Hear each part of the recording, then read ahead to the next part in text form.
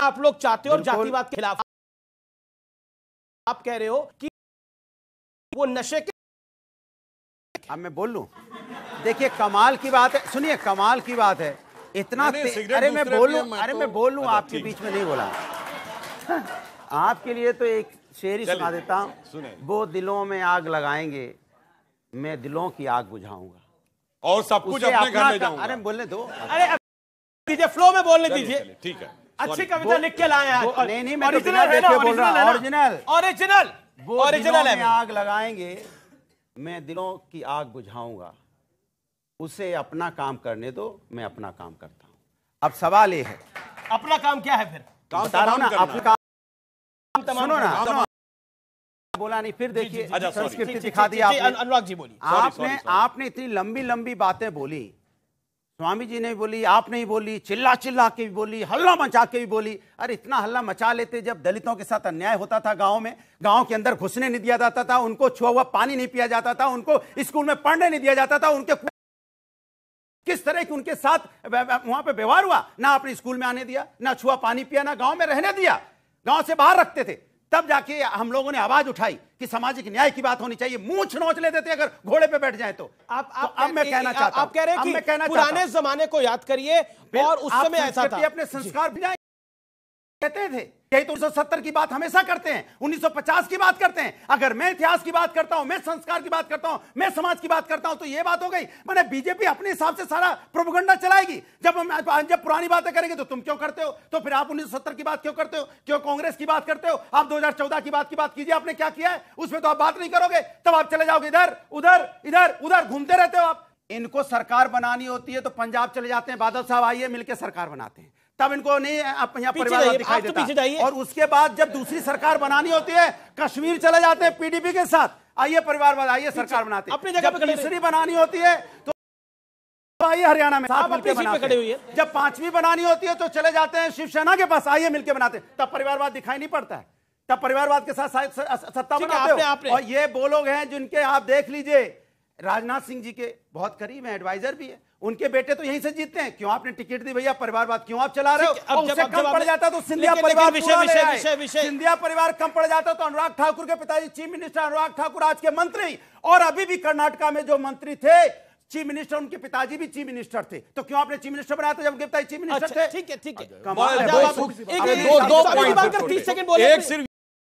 कि एक पार्टी का नाम बता दें यूपी में जिससे इन्होंने गठबंधन कभी ना किया, और दूसरा अपने प्रथम परिवार का एक व्यक्ति बताएं जिसको कोई राजनीतिक पद ना हो। 35 लोगों के पास राजनीतिक पद है, एक व्यक्ति का नाम बताइए। मैं कह रहा हूं पूरा परिवार अपना है भाई, पूरा परिवार अपना नहीं है, संगठन परिवार का अपना है, सब कुछ पूरे परिवार का है। स्वामी दीपांकर आप और एक लाइन और, एक लाइन सर, जिन्होंने कहा कि जब दलितों को पकड़ पकड़ कर मारा जाता था तब ध्यान नहीं आता था, ये तो आप कह रहे हैं, मैं तो कोर्ट के लिखे की बोल रहा हूं। 4 जून 1995 मायावती जी ने लिख के भेजा, समाजवादी पार्टी के गुंडे, ये शब्द प्रयोग किया, जातिवाचक शब्दों का प्रयोग कर करके हमारे विधायकों को पकड़ पकड़ कर घसीट घसीट कर ले जा रहे थे, मेरी जान हत्या करना चाहते थे। ब्रह्मदत्त द्विवेदी जी ने बचाया था, ये कोर्ट में हलफनामा है बुआ जी का, तो आप लोग ये काम करते थे।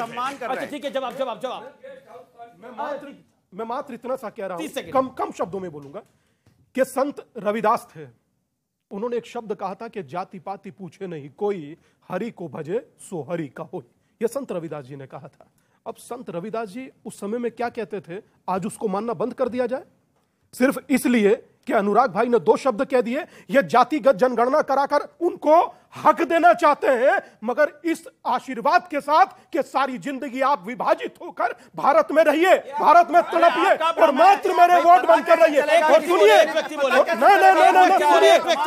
सुनिए दादा कि जाति, आपको मौका दे रहा हूं, अपनी बात तो 10 सेकंड में कंप्लीट करें, फिर आपको मौका कुछ राजनीतिक दलों के दिल से जाति है कि जाति नहीं, मगर जब आप अपने आप को हिंदू मानेंगे, ये आपको बांटेंगे कैसे? सोचिए। अच्छा सुनिए, ये कहना बंद, ये कहना बंद कर दीजिए, ये कहना बंद कर दीजिए। मानेंगे क्या? मैं कह रहा हूं, मैं मानना क्या होता है? कह रहा हूं, ये कहना बंद कर दीजिए कि हिंदू मुस्लिम सिख ईसाई आपस में सब भाई भाई। अगर जो हिंदू है तो हिंदू क्या है? दिक्कत है उसमें? कहाँ है हिंदू, बताइए ना, कहाँ है? कहाँ है बताइए? उसके पीछे भदौरिया लगा रहे हैं, बात बता रहे, खड़ा हूं और क्या पूछिए, और क्या पूछिए उनसे लोग हैं जिनकी मूछें नोची गई हैं। मैं आपसे पूछता हूं कि आप लोग कौन है, हिंदू है या जाति है? कमाल है, बात बता रहे, पढ़ाना चाहते हो, झेला नहीं है, पढ़ाना चाहते हो। दर्द झेल के गंगा में नहाते हैं, बेचारे स्कूल तक नहीं जाने दिया, में नहाते हैं अमीश, स्कूल नहीं जा पाए। किसी की जाति नहीं कर रहे हैं। एक रशीदी साहब, मैं आपको मौका दे रहा हूँ, लेकिन रशीदी साहब काफी देर से इंतजार कर रहे हैं। रशीदी साहब, इसका बेनिफिट तो है, बेनिफिट ये है कि अगर 80% जातियों में बढ़ जाता है तो इसका एक बड़ा पॉलिटिकल बेनिफिट मिलता है। हमने इसके रिजल्ट्स देखे। इसका जवाब दूंगा मैं आपको। मैं स्वामी जी से एक बात पूछना चाहता हूँ। बड़े जाति जोड़ने की बात कर रहे हैं, बड़े क्या 178 दिन से कर रहे हैं सर, बड़े आज कर रहे हैं। अरे सुन लीजिए सर, सुन लीजिए, उनको अपनी बात को रख ले। बड़े फिर आप नाराज होके जाएंगे, फायदा नहीं ना। सुन लीजिए, मैं ये कह रहा हूँ स्वामी जी, दलित भी हिंदू है ना, मंदिरों में पुजारी क्यों नहीं बनाते उनको? मेरे मंदिर में तो है, आकर देखो। आपके केरल के 5000 मंदिरों में है। नहीं, आपके मंदिर में कहाँ है? केरल के 5000 मंदिरों में मेरे आश्रम में आइए, बिला वजह कहाँ खड़ा, बिला वजह कहाँ खड़ा कि कुछ भी कह दो आप, कुछ भी कह दो चलेगा। दूसरी बात, अब दूसरी बात सुनिए, ये खामखाई की बातें हैं स्वामी जी, छोड़ दीजिए इसको। जब बात खत्म हो आप जहां काम कर रहे हैं वहां काम करते रहिए। दुनिया जा रही है, दुनिया जान रही है। मौलवी, मुफ्ती, मुकर्रम, सब है। मौलाना बताइए, सुनिए, आप मस्जिदों में इमाम जाकर देखें, वहां जातिवाद है ही नहीं। अरे भाई मैं तो पूछ रहा हूँ ना, तो फिर ये अपने में है नहीं, हमें बात दीजिए। क्या गजब बात मिल जाएगा आपको। 10 सेकंड अपनी बात रख ले, फिर मैं आपकी बात। और सुनिए जी की बात, आपने बोला मस्जिदों में है नहीं जातिवाद, मुसलमानों में कोई जातिवाद नहीं, ना नमाज पढ़ने में, नमाज पढ़ाने में। तो हिंदुओं में जातिवाद को प्रमोट क्यों करते हो आप? मैं नहीं करता, आप बोलते हो स्वामी जी कर रहे हैं, स्वामी जी कर रहे हैं प्रमोट। आप ये जो 178 दिन से जो कर रहे हैं, प्रमोट ही तो कर रहे हैं जातिवाद को। ये जोड़ने की बात थोड़े कर रहे हैं, ये बता रहे हैं कि हाँ जाति है, जुड़ जाओ।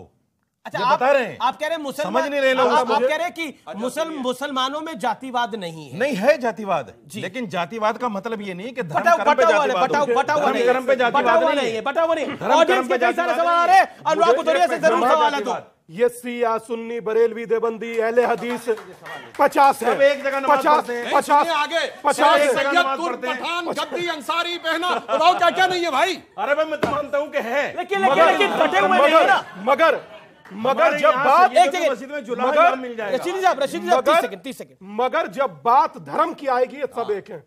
और मगर जब हम लोगों को एक होने की बात आएगी, तो हमें ठाकुर है, ब्राह्मण है, बनिया है, आपकी बात को मान रहे हैं, यादव है, वो आपकी बात को मान रहे हैं। आपने बोला, हाँ, वो आप कह रहे हैं हाँ हम एक है धर्म के नाम पर। बिल्कुल, इमाम के नाम, जब हम इमाम की बात आती है, कोई ये नहीं पूछता तू जुलाहा है, अंसारी है या गद्दी है, फला है, वो इमाम रख लिया जाता है। दूसरी बात, तो इनको भी बोलो आप इमाम के नाम पर एक है, ये राम के नाम पर एक हो जाए, तो हो जाए, अच्छी बात है। मेरा प्रश्न सत्यपाल जी से है, हमारे देश में सत्यप्रकाश जी से, जो हिंदू है वो धर्म नहीं सिखाते बच्चों को, और दूसरी बात ये है जो इतिहास है उसने हिंदुस्तान के गौरवशील इतिहास को नहीं बताया। आप उसी का लाभ नहीं उठा रहे क्या?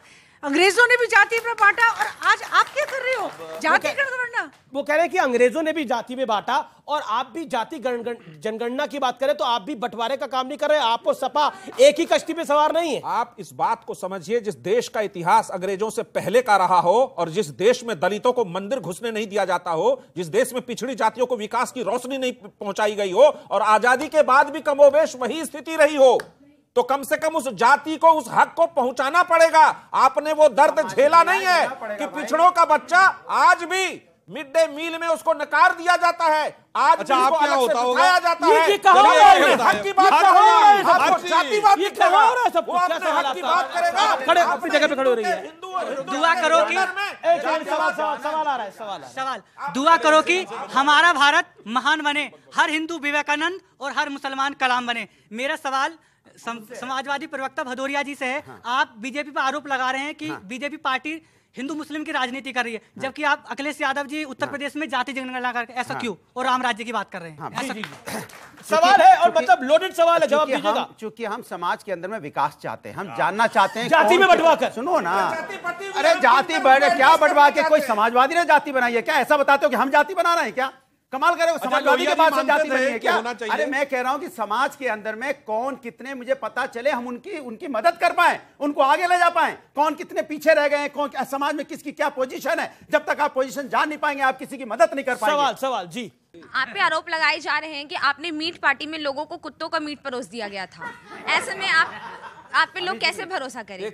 ये एक बहुत बड़ा दुष्प्रचार किया गया। बिहार के भाजपा के एक नेता ने ये बात कही और ये एकदम भ्रामक है, झूठा है। लेकिन एक बात मैं कहूंगा, इस देश का एक बहुत बड़ा नेता, नाम नहीं लूंगा, अखबारों में पढ़ा, वो कुकुरमुत्ता बहुत महंगा खाता है। ये बात तो बिल्कुल सच है। कौन है ये पहचाने ये बहुत बड़ा नेता है। अच्छा, भारतीय जनता पार्टी का हिमाचल के शिमला से आता है, लेकिन ये विषय नहीं है। लेकिन ये कंट्रोवर्सी बड़ी एम्बैरेसिंग है। आपने मटन घोल के कुत्ता खिला दिया, ये तो बड़ी एम्बैरेसिंग है। जो भी सच है सामने आया जल्दी। और सवाल क्या है? अच्छा, क्या सवाल है आपका? पूछिए सवाल क्या है। मेरा सवाल, अच्छा एक सेकंड। अरे ठीक है, अरे रुकिए। अरे आपसे मैं पूछना चाहता हूँ, जवाब तो ले लोगे, हाथ सबसे पूछोगे। हिंदू मुस्लिम की बात कर रहे थे ना, क्यों नहीं कहते तेजस्वी यादव वहाँ पे? अच्छा, आप जो है ईद में, बकरीद में आप जाएंगे जो है उसमें टोपी पहन जवाब ले लो, हो गया। आपको वहां नहीं नजर आता। आप यहाँ की जाति की बात करते हैं आप लोग। आप ये समाजवादी पार्टी और जेडीयू, आप लोग बिहार में और यूपी में जितना समाजवादी पार्टी और जेडीयू ने खा के खत्म किया, किसी ने नहीं। उन्होंने कहा कि नीतीश जी इफ्तार में जाते हैं। आपको नहीं मालूम है, नीतीश जी विजयादशमी के दिन हर पंडाल में जाते हैं। नीतीश जी रामनवमी के दिन राम की पूजा करने जाते हैं। नीतीश जी ने सिख धर्म का 350वां प्रकाश पर्व पूरी दुनिया में मशहूर कर मनाया। नीतीश जी इफ्तार में भी जाते हैं। उन सभी धर्मों के त्योहारों का सम्मान करते हैं और किसी भी धार्मिक त्योहार में एक मिनट आपको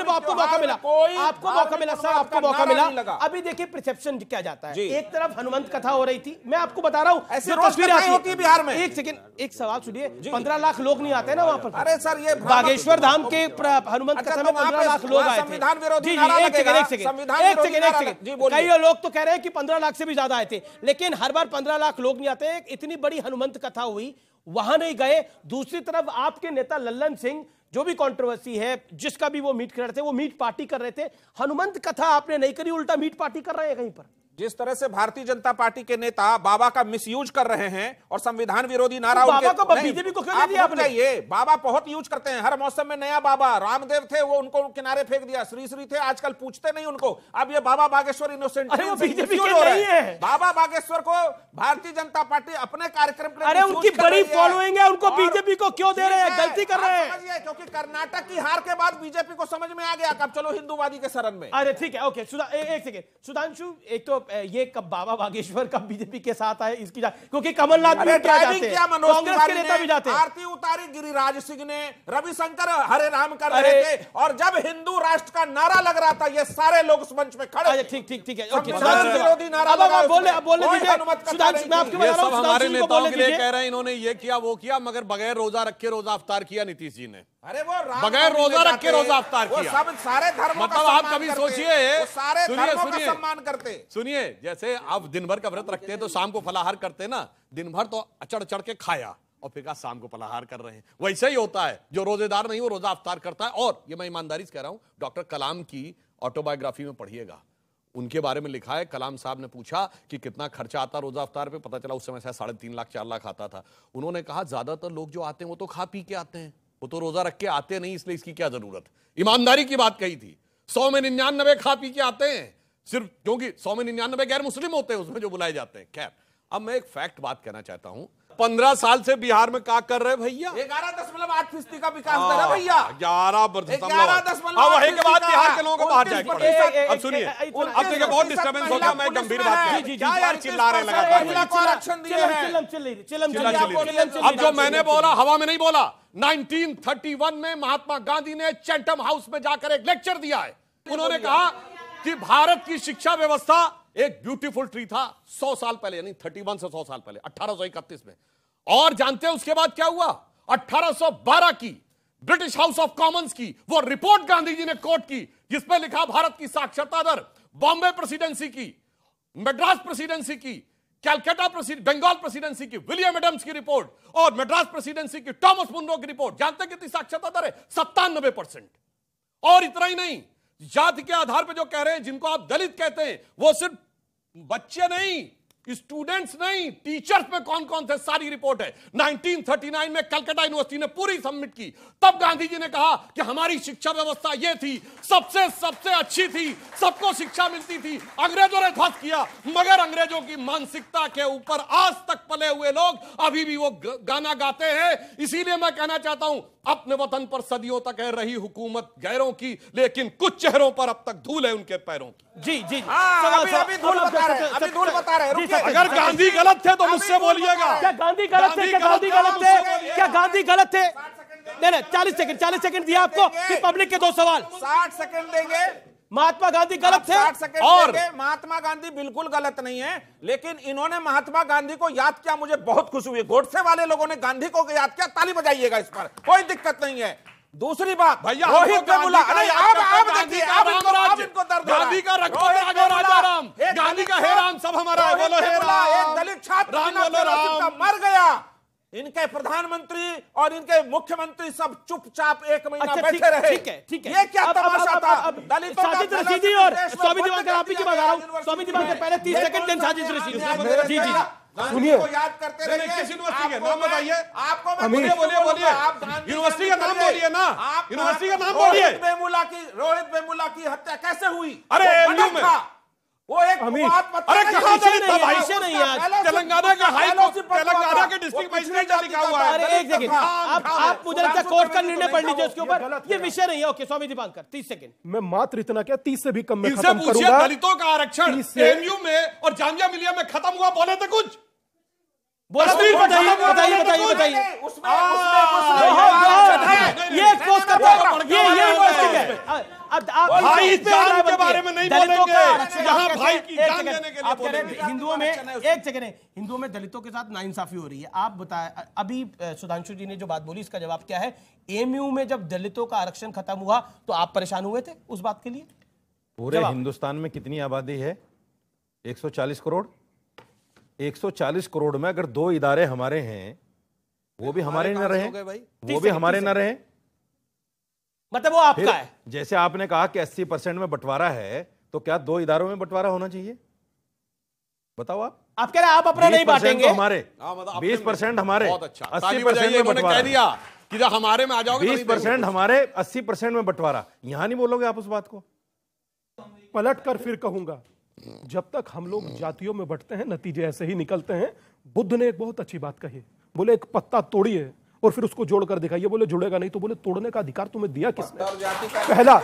पहला सुनिए, मैं बुद्ध को कोट कर रहा हूं। एक स्वामी विवेकानंद ने कहा था 7 समंदर पार, मुझे गर्व है हिंदू होने पर। उन्होंने ये नाटक नहीं किया। और तीसरी और अंतिम बात, जातिगत जनगणना पर अंतरिम रोक लग गई बिहार में भी। क्या कहिएगा? अंतरिम रोक लगी है ना, क्या कहिएगा? तो जातिगत जनगणना जहर है। अगर अच्छा होता तो और एक लाइन और, सरदार पटेल, अभी जी एक सरदार पटेल कभी रोकते नहीं। एक फैक्ट और बोल दूं, अभी इन्होंने कहा ना गांधी जी को, अब मैं अंबेडकर जी को कोट करता हूं। अंबेडकर जी की अपनी किताब है हु वर शूद्राज, उसका chapter number 1 page number 1 paragraph number 3 पढ़िएगा जाके। उन्होंने कहा there is no connection of modern day schedule caste with Vedic age Shudras. कहानी कहे जा रहे हैं, हजारों साल से ये हो रहा है। ये अंबेडकर जी से पढ़े हैं आप। दुनिया में चिल्ला चिल्ला के कहा कि हमने दलित को राष्ट्रपति बनाया। देख रहे हैं ये देश है हमारा, अमीश देवगन के साथ। नमस्कार व्यूअर्स, मैं हूं अमीश देवगन और आप देख रहे हैं वीकेंड का सबसे भरोसेमंद कार्यक्रम ये देश है हमारा। 13 मई को आए कर्नाटक के नतीजों ने बीते हफ्ते भी काफी हेडलाइंस को बटोरा, यानी सुर्खियों को बटोरा। सवाल उठे, क्या विपक्ष को मोदी के खिलाफ तुष्टीकरण का एक नया फॉर्मूला मिल गया है? हालांकि यह फॉर्मूला भारत की सियासत में बिल्कुल नया नहीं है, बड़ा पुराना है, लेकिन अब तुष्टीकरण का एक नया वेरिएंट इजाद हो गया है व्यूअर्स। इसे आप तुष्टीकरण का डबल क्रॉस या डबल अटैक भी कह सकते हैं, जिसमें एक नजर मुस्लिम वोटों पर होती है तो दूसरी नजर बात होती है कि कैसे दूसरी तरफ के वोटों का ज्यादा से ज्यादा बंटवारा हो। कर्नाटक में जातिगत जनगणना का मुद्दा उछालकर कांग्रेस ने इस नए वेरिएंट की टेस्टिंग भी कर ली है और सक्सेसफुल भी हुई है, क्योंकि एक अनुमान के मुताबिक कांग्रेस को कर्नाटक में करीब 60% दलित वोट मिले हैं। इतना ही नहीं, मुसलमानों ने भी कांग्रेस को अब तक सबसे बढ़ चढ़कर वोट डाला है, क्योंकि कांग्रेस ने घोषणा पत्र में बजरंग दल को बैन करने और 4% मुस्लिम आरक्षण वाला दांव चल दिया था। इससे पहले उत्तर प्रदेश और बिहार में तुष्टीकरण के इस नए वेरिएंट का तब ट्रायल रन हुआ था जब स्वामी प्रसाद मौर्य और बिहार के शिक्षा मंत्री चंद्रशेखर ने रामचरितमानस को दलित विरोधी बता दिया था, धार्मिक, सामाजिक और सियासी बवाल खड़ा कर दिया था। सालों पहले जम्मू कश्मीर से जब कश्मीरी पंडित भगाए जा रहे थे तो उनके लिए किसी विपक्षी दल ने हाथ आगे नहीं बढ़ाया था, क्योंकि उनका अल्पसंख्यक हो जाना इन पार्टियों के लिए शायद फायदेमंद साबित होने वाला था। हरियाणा में जाट आरक्षण पर सियासत है, राजस्थान में गुर्जर आरक्षण पर पॉलिटिक्स है, हंगामा है। इसके बाद जो बचे है उनका ब्राह्मण, क्षत्रिय, मौर्य, कुशवा, सैनी, कायस्थ और ना जाने कितने हिस्सों में बंटवारा हो जाता है। सवाल है कि देश की 80% आबादी क्या इस जाल में फंस गई है? यह देश है हमारा में इसी पर होगी सबसे बड़ी चर्चा। 20 हमारा, लेकिन 80 में भी अब होगा बंटवारा। आज ये देश है हमारा वीकेंड का सबसे भरोसेमंद कार्यक्रम इस देश के सबसे ज्वलंत मुद्दे के ऊपर, क्योंकि जातियों में बांट बांट कर, काट काट कर किस तरह की पॉलिटिक्स रची जा रही है, इजाद हो रही है। आज ये देश है हमारा, इसी पर व्यूअर्स।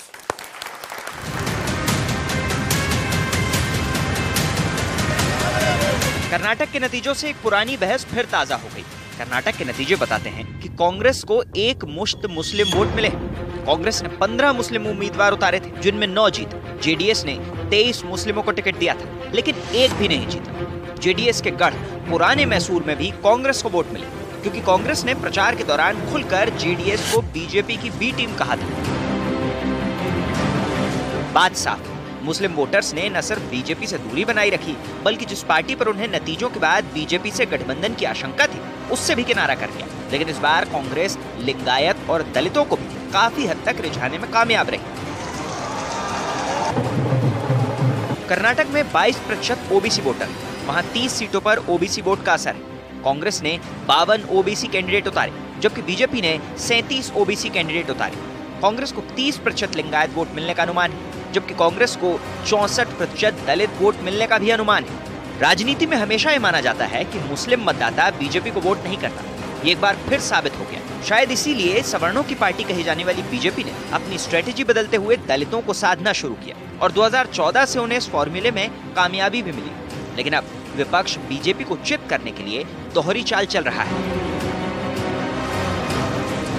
उत्तर प्रदेश की 20% मुस्लिम आबादी का बड़ा हिस्सा समाजवादी पार्टी का कोर वोटर रहा है, लेकिन बीजेपी से जीतने के लिए सिर्फ इतने से बात नहीं बनती। इसलिए दलितों को साधने के लिए स्वामी प्रसाद मौर्य को सक्रिय किया जाता है, जो रामचरितमानस वाले विवादों को खड़ा कर 22% दलितों को साधने की कोशिश करते हैं। इसके अलावा कुर्मी, कुशवाहा, मौर्य, धोबी, पासी, क्षत्रिय, ब्राह्मण और न जाने कितनी जातियों में टूटे हिंदुओं को रिझाने की कोशिशें होती। बिहार में भी आरजेडी और जेडीयू मुसलमानों की पहली पसंद है। इसके बाद फिर जातियों में खंडित हिंदुओं के वोट का जुगाड़ लगाया जाता है। यहाँ याद दिलाना जरूरी है कि बिहार के शिक्षा मंत्री चंद्रशेखर ने सबसे पहले रामचरितमानस वाला विवाद शुरू किया था। देश का कोई भी राज्य ले लीजिए, बीजेपी से लड़ने का सबसे नया फॉर्मूला टोटल 20% मुस्लिम वोट प्लस खंडित 80% आबादी है। बीते 178 दिन से उत्तर भारत में स्वामी दीपांकर भिक्षा यात्रा कर रहे हैं, जिसके जरिए वो लोगों से जातियों में ना बंटने और संगठित होने की भिक्षा मांग रहे हैं। हालांकि स्वामी दीपांकर की यात्रा गैर राजनीतिक है, लेकिन सवाल है कि क्या देश का वोटर वाकई इस बंटवारे वाले ट्रैप में फंसता जा रहा है?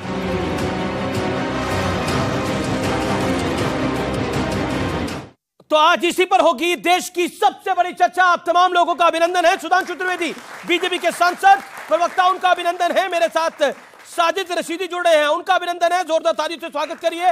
अनुराग भदौरिया का अभिनंदन है, प्रवक्ता समाजवादी पार्टी के, उनका अभिनंदन है। मेरे साथ सत्य प्रकाश है, नेशनल कन्वीनर है नीतीश विचार मंच के, उनका अभिनंदन है।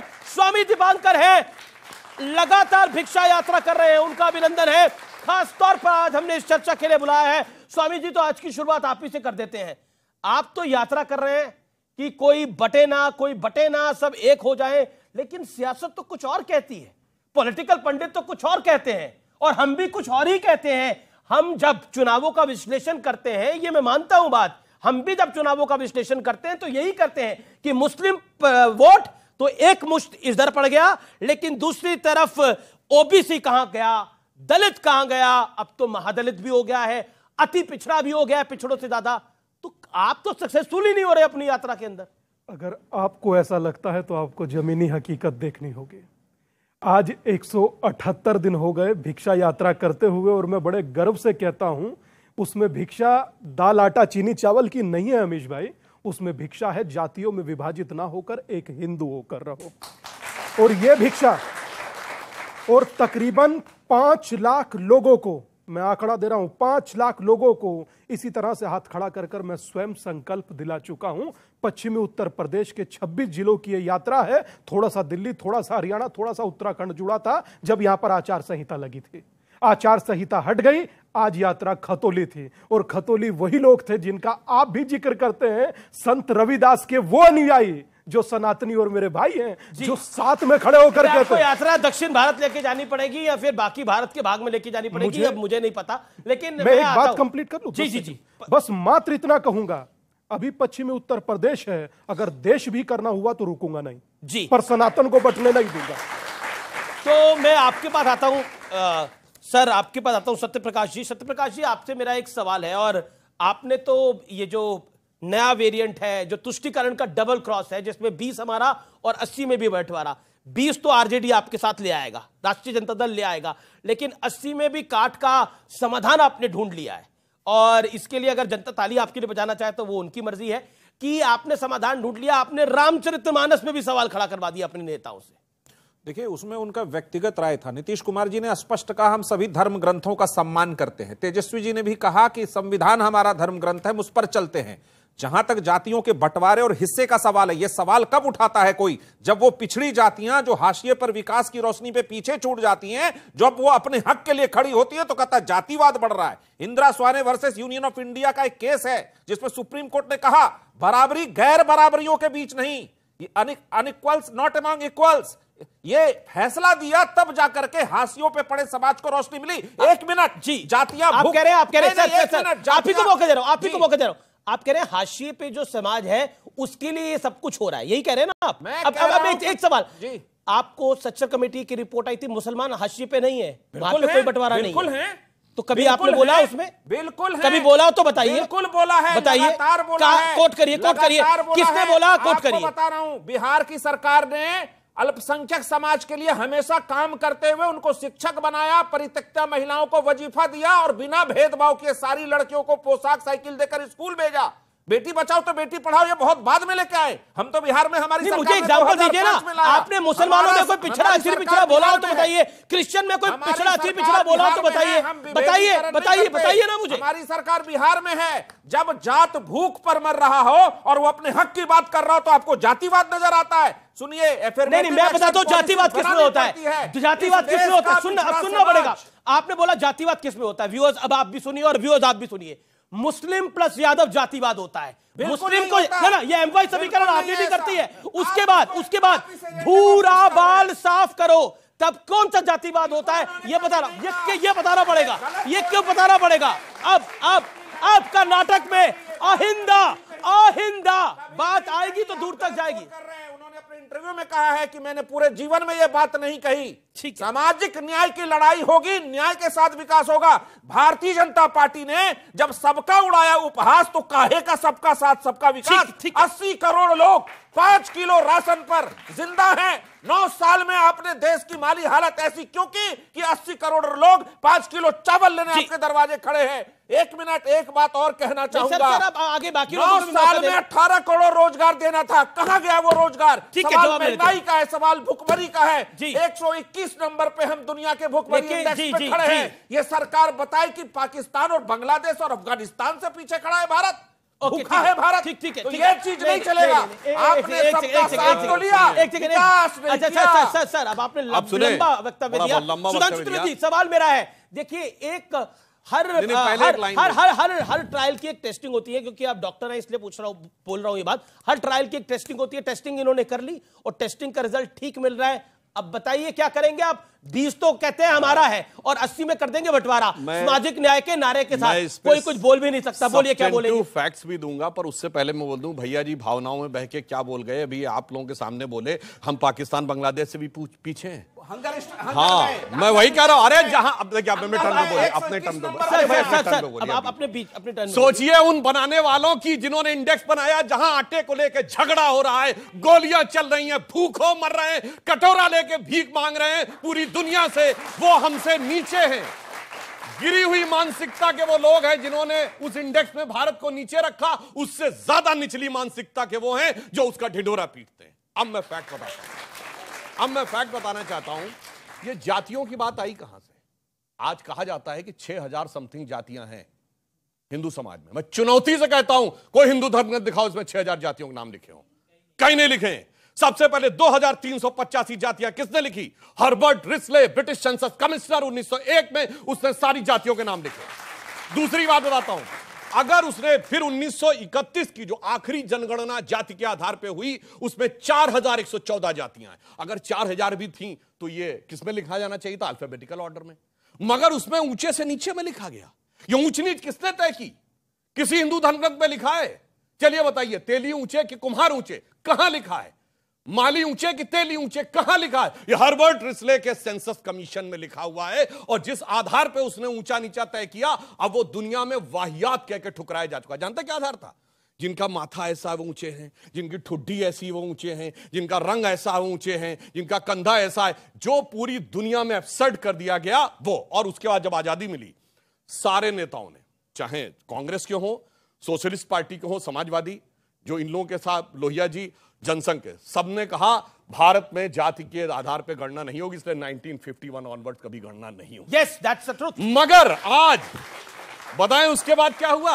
उत्तर से दक्षिण तक, उत्तर प्रदेश से लेकर कर्नाटक तक अपना हिस्सा पाने के लिए एक स्ट्रेटजी अडॉप्ट की गई। पहले खड़े हो एक जाति का नाम लेके, 10-12% जो कोई एक जाति बड़ी जाति हो, हर राज्य में कोई एक जाति ऐसी है जो 10-12% है, उसको लेके घनघोर जातिवाद की बात करो। जब वो वोट कंसोलिडेट हो जाए तो हर राज्य में 10% से लेके 20% तक मुस्लिम है, फिर घनघोर सांप्रदायिकता की बात करो। जब 20-25% वोट हो जाएगा तब आप प्लेयर बन जाते हैं, और प्लेयर बनने के बाद आप तो शासन में आ जाते हैं। अब दूसरे को आना है, वो उससे ज्यादा कट्टरता की बात करेगा, वो उससे ज्यादा। अब मैं पूछना चाहता हूं, जो इन्होंने बात कही सामाजिक न्याय की बात, जब लालू प्रसाद यादव जी मुख्यमंत्री बने थे 1990 में, तो वो जाति के प्रतीक नहीं थे। तब कहते थे गरीब गुरबा की सरकार है। फिर अपने को संकुचित किया, दलित पीछे हो गया, पिछड़ा नेता बन गए। फिर संकुचित किया, यादव नेता बन गए। तभी नीतीश कुमार जी छोड़ के आए थे ना, कहे थे हमारे साथ अन्याय हो रहा है, तभी छोड़े थे। और जब असली सत्ता देने की बात आई तो यादव को भी भूल गए। मैं, मेरी बीबी, मेरा साला, मेरा बेटा, मेरी बेटी, मेरा दूसरा बेटा। तो आखिर में ये जितने लोग आपको जाति का चूरन देते हैं, ये हकीकत में सिर्फ लॉलीपॉप दिखाते हैं सामाजिक न्याय की, और अपनी झोली अंदर भरते हैं। इसलिए एक पंक्ति में याद रखिए, एक लाइन सर, स्वतंत्रता का अमृत काल है, तो बस याद रखिए, ये मत सोचिए स्वतंत्रता के सारे कार्य पूरे हो गए हैं स्वप्न सब साकार कैसे मान ले हम, टल गया सर से व्यथा का भार कैसे मान ले हम, राष्ट्र को हैं लोग भूले, स्वार्थ है युग मंत्र सारा, वर्ग जाति विभेद की अब बह रही है कलुष धारा, इस अमा के तिमिर को अब अरुणिमा क्या मान ले हम, टल गया सर से व्यथा का भार कैसे मान ले। ओके, तो ये जाति का चूरण, मैं आपके पास आता हूं। कविता का जवाब तो आपके पास भी कविता के साथ होता है, लेकिन ये जाति का जो चूरण है ये कितना खिलाइएगा महाराज, कितना खिलाइएगा, बदहजमी ना हो जाए। मुझे हंसी इस बात की आ रही है कि सुधांशु जी सरकार में है और सरकार का व्यक्ति ये कह रहा है कि यहाँ ये हुआ वहाँ हुआ। अरे भैया, आपको बताना चाहिए कि आपने देश में क्या विकास किया। आप विकास गिनाइए, आप उनकी बात में इनकी बात का जवाब। मेरी बात, मुद्दा वही है, उसी पे आ रहा हूँ। आप जाति पे आना चाहते हैं ना, ये मान से नहीं, बचना नहीं, उसी पे आऊंगा। हम तो जाति जनगणना की मांग करते हैं, डंके की चोट पे जाति जनगणना की मांग करते हैं।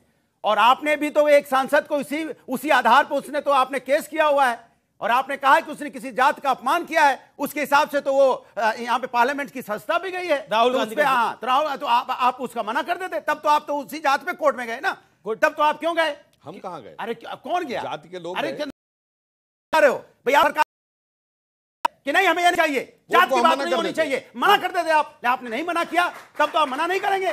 माने जहां आपको फायदा होगा वहां आप जात की बात करेंगे, जहां आपको फायदा नहीं होगा वहां आप दूसरी बात करने लगेंगे। ये कैसे चलेगा भाई? आप सत्ता में हैं। ये बात आपने सही कही, इसके लिए तालियां अनुराग बुदौरिया के लिए। जिसको जहां फायदा होगा वो उसकी बात करेगा। एक सवाल, आप नहीं करते, आप बोला नहीं करते। मायावती के साथ जो आपने गठबंधन करा था, इस गठबंधन को लेकर आपने क्या बोला था? मुस्लिम यादव तो हमारे साथ है ही, अब दलित भी आ जाएंगे। तब महादलित की टर्म नहीं हुई थी, आई थी, अब दलित भी आ जाएंगे तो बीजेपी का तो खेल बिगड़ जाएगा। इसी स्टूडियो में आप बोल के गए थे, इसी स्टूडियो में आप बोल के गए।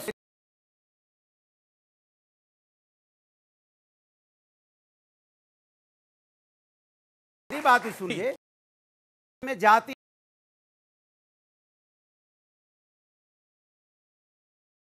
क्यों लिखा गया है आप भी जानते हैं, और देवगन क्यों लिखा गया, जाति है। सुन लीजिए, अगर हम आपके साथ समझौता कर लेंगे तो आपने कहा आपने देवगन से ही समझौता क्यों किया? अरे मेरे साथ कौन सा समझौता? मैं आपसे कह रहा हूं, अबे मायावती मेरे साथ समझौता कौन सा करा? दूसरी बात, अब मैं आपको बताता हूं, सिर्फ मायावती तक मामला नहीं रुका था, आप भी आ जाए तो प्रभु नहीं, आप क्या करें? आप किसी के साथ मिल रहे तो आप उसके हिसाब से देख रहे हो। हमने जो विकास का काम किया, चलिए आज समर्थन कर दूं। क्यों करा था गठबंधन? अच्छा, मायावती से गठबंधन क्यों करा था और जयंत चौधरी से गठबंधन क्यों करा था, बता देखिए। चलिए, मेरा चश्मा खराब, इन सब ने भी चश्मे डाले, इन्होंने तो आपकी अनुमति हो, इन्होंने तो काला डाला, इन्होंने तो काला डाला। लेकिन इसे भी नजर आता है कि मुझे लगता है कि हम उत्तर प्रदेश को आगे ले जा सकते हैं, और हमें लगेगा कि हम देश को, राष्ट्र को आगे ले जा सकते हैं। ये कह रहे हैं कि ये राष्ट्र और विकास के लिए सब कुछ कर रहे थे। मैं इनकी बात से सहमत हूं कि ये लोग जातिवाद नहीं करते। उत्तर से दक्षिण तक एक एक जाति के नाम पे जितनी पार्टियां खड़ी हुई हैं, उसमें से चुनौती जिसने अपनी जाति के खो गए। आज इस भारत की राजनीति में सबसे अमीर नेता वो हैं जिन्होंने कहा हम गरीब की राजनीति करते हैं। याद करिए, लालू प्रसाद यादव जी कहते थे गरीब गुरबा की सरकार है। आज गरीब गुरबा का परिवार बिहार का सबसे अमीर परिवार है, जिसके कि यहां पर फार्म हाउस भी हैं, शॉपिंग मॉल भी हैं, सैकड़ों करोड़ का नोटिस भी है, सब कुछ। बोल मजूरा अल्लाह अल्लाह बोल। रशीद जी साहब, आज आपसे एक मेरा सवाल है और खुदा को हाजिर नाजिर मांग के जवाब दीजिएगा, मेरा निवेदन आपसे। इनसे तो नहीं कहा आपने खुदा से हाजिर नाजिर। जी नहीं, इसलिए ये सवाल, हाँ जी नहीं, इनसे क्यों नहीं कहा खुदा को हाजिर नाजिर? इसलिए आपसे सवाल पूछ रहा हूं। आज एक सवाल है, आज आप बताइए, आप बताइए, जितने भी गठबंधन होते हैं, मैं ये आपसे पूछ रहा हूं, जो के बाद हम 32% थे हर जगह, आज पोजीशन क्या है? 1% भी नहीं है। इसका कारण कौन है आप अच्छी तरह जानते हैं। और मुसलमानों को हमेशा रिझाएगा, जैसे लोग हमारे ऊपर ताने भी मारते हैं कि साहब कि पहली सरकारें तो ये कहती थी कि सबसे ज्यादा हक मुसलमानों का है, माइनॉरिटीज का है। हालांकि हमें हर कमेटी की टिकट का बंटवारा नहीं करती कि फला जगह इतने लोग हैं, फला जगह इतने लोग हैं, करती है, यहाँ मतलब उसको दे दीजिए, वहाँ उसको नहीं है, मतलब इसमें आप पूछ रहे होता है। सवाल ये है कि मेरा दामन सफेद है, दूसरे का दामन काला है, मसला वो है। सारी पार्टियां आप कह रहे हैं हमाम में, सब नंगे हैं, सब नंगे। लेकिन मेरा आपने कहा, देखा है कि राजनीतिक दल ऐसे खड़े हुए हैं, हर पार्टी का वोट बैंक है, हर पार्टी का है। कोई किसी जाति के साथ जुड़ा हुआ है, कोई किसी जाति के साथ जुड़ा हुआ है। मुसलमान, देखिए मुसलमान ऐसा नहीं कि मुसलमान एक पार्टी का वोट बैंक है। क्यों बिहार के अंदर आरजेडी? नहीं, हमने यूपी के अंदर अखिलेश, मुसलमान बीजेपी वोट नहीं दिया है। सर अरे भदौरिया जी आपसे खसका जा रहा है। अरे भदौरिया जी सुनिए, अरे अभी आपसे निकाय चुनाव में बहुत कुछ खिसक गया है, चक्कर इनका खसका है। अच्छा ठीक है, साजिद रशीद जी के 30 सेकंड है, त्रिवेदी जी आप नहीं मानते कि भाई मुसलमान ने वोट दिया आपको? नहीं, मैं तो इन कहा नहीं, यस या नो, यस दिया कि नहीं दिया, बस वो कितने %? आपको क्या वोट नहीं चाहिए उनका?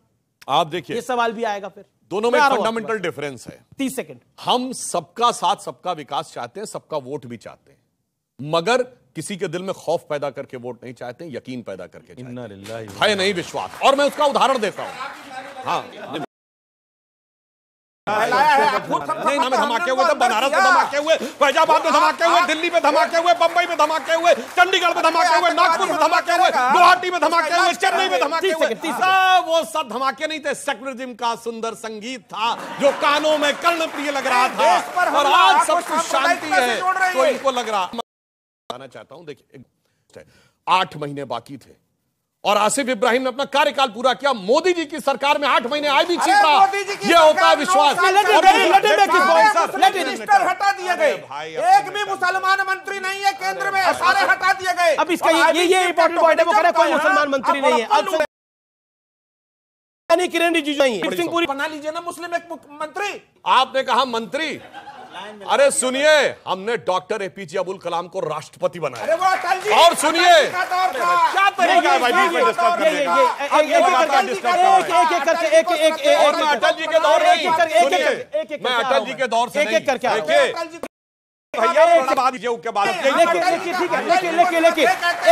लेकिन इंटरेस्टिंग पॉइंट व्यूअर्स, आप सोचिए इशरत जहां एक आतंकी थी, गुजरात में उसका एनकाउंटर हुआ।